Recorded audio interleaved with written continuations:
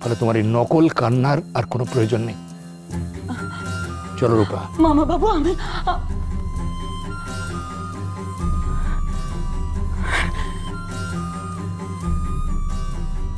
নার্সিংহোমে নেই। কোথায় কোথায় আছে? জানতেই হবে। যতক্ষণ না জানতে পারছি ততক্ষণ তো দ্বিতীয় পর্বের খেলাটা আমি শুরু করতেই পারছি না। ভাবো ভাবো ভাবো সুরেখা, জানতেই হবে, জানতেই হবে অংশু আর আলো কোথায় কোথায় আছে।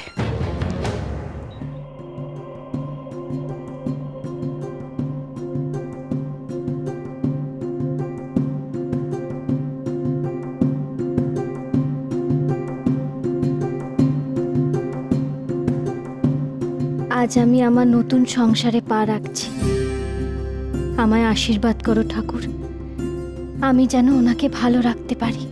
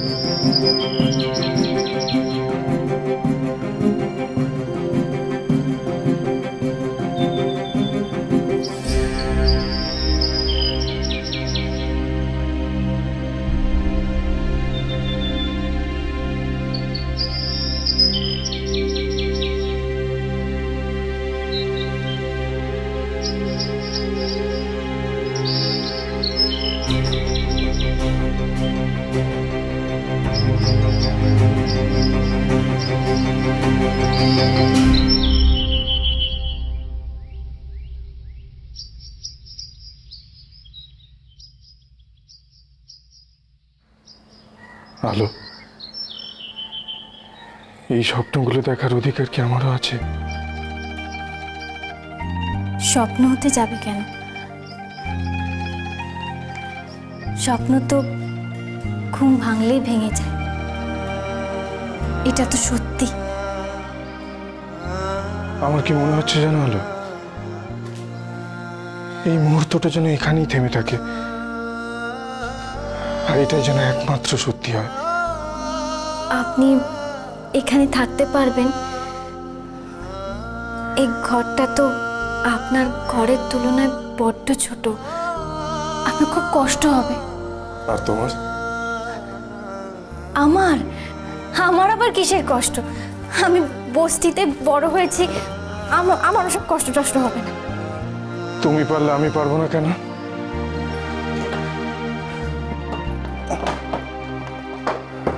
আসলে কি জানো আলো, ছোটবেলা থেকে এর ওর বাঁকা কথা শুনে তো বড় হয়েছি। যে মানুষগুলোকে, যে পরিবারটাকে নিয়ে বাঁচতে চেয়েছিলাম, সেই মানুষগুলোই তো কষ্ট দিয়েছে, ঠকিয়েছে।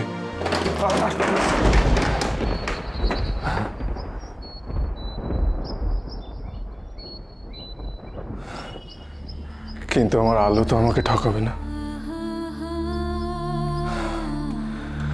আমি আমার আলোকে আঁকড়েই বাঁচতে চাই।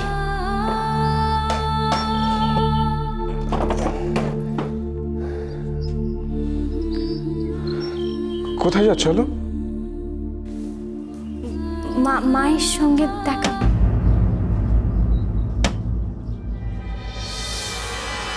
কে কে ওখানে? কই, কেউ না তো। ওখানে ওখানে কেউ দাঁড়িয়ে ছিল, পালিয়ে গেল। শান্ত হও, শান্ত হও, আমি দেখছি। কই, কেউ নেই তো।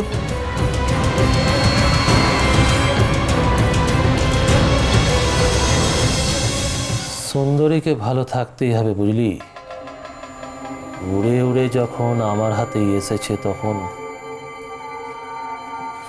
নরম পালকের মতো আগলে রাখতে।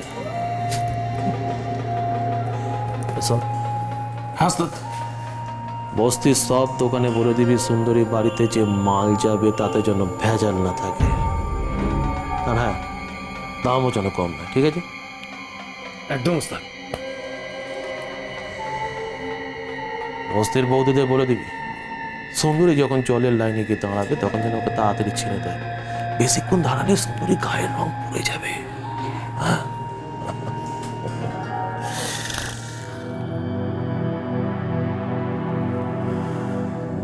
এবার আস্তে ধীরে স্তম্ভ, শিকার আর হাতছাড়া হতে দেব না, কিছুতেই না। তোরা আমাকে ছেলে মানুষ ভাবিস না যে মিষ্টি কথায় ভোলাবি। অংশ কোথায়? সত্যি করে বল, নইলে আমি জলস্পর্শ করবো না। তুমি এটা কি করলে? ওষুধটা তুমি ফেলে দিলে কেন? কেন খাবো ওষুধ? কার জন্য, কিসের জন্য বাঁচবো আমি? বাবা দাদু, তুমি ডাক্তারবাবুকে একটা ফোন করো তো। রূপা, খবরদার, ডাক্তার এলে আমার মরা মুখ দেখবে। দিদি, দিদি এগুলো কি করছো? কি বলছো তুমি? ঠিকই বলেছি ভাই, নিশ্চয়ই অংশুর কিছু হয়েছে, তোরা আমার কাছে লুকোচ্ছিস। আরে অংশু বেঁচে আছে তো? দিদি, আমার মাথায় হাত দিয়ে বল, বল ভাই বল, আমার নাতিটা সুস্থ আছে, বল বল। আছে আছে দিদি, আছে। অংশু ভালো আছে। অংশুকে নার্সিংহোম থেকে ছেড়ে দিয়েছে। তাহলে আলো আর অংশু কোথায়? কোথায় ওরা? সত্যি করে বলবি, তুই আমার মাথা দিব্যি খেয়েছিস। মনে রাখিস ভাই। কি হলো, চুপ করে আছিস কেন? বল বল ভাই বল।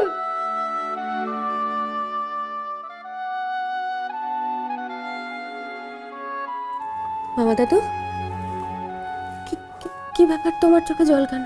হ্যাঁ, তোমার চোখে জল কেন? চোখের আর দোষ কি?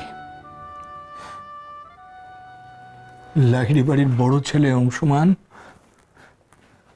আজ বউয়ের হাত ধরে বস্তিতে গিয়ে উঠতে বাধ্য হলো।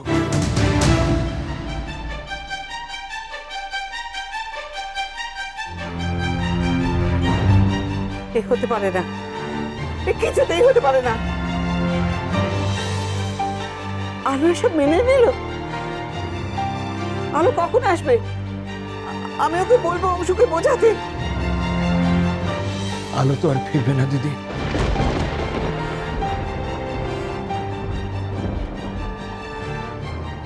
ও আর অংশুকে অমান্য করতে চায় না।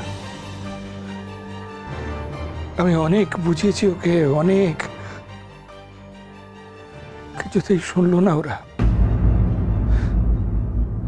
ওরা চলে গেছে দিদি, ওরা চলে গেছে, এটাই সত্যি, এটাই মেনে নিতে হবে আমাদের। আর কিচ্ছু করার নেই, কিচ্ছু করার নেই।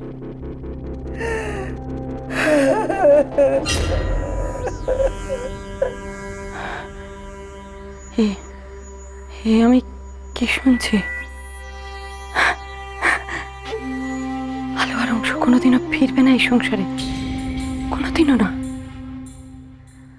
ওই আলো আমার কাছ থেকে সংসারের চাবি কেড়ে নিয়েছিল।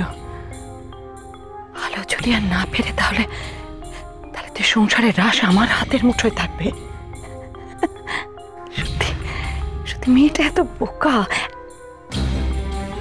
না না না না, আগে নিশ্চিত হই ব্যাপারটা সত্যি, তারপর এই সংসারের চাবি আবার আমি আমার আঁচলে বাঁধবো, আমার আঁচলে।